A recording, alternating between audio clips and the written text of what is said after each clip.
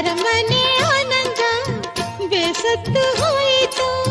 ಕೆಳಗಿಳಿಸುವ ಮನಸ್ಸಿನ ಭಾರಗಳ ಜಿಗಿ ಜಿಗಿಯುವ ಚಿಂತೆಯ ಗುಡ್ಡಗಳ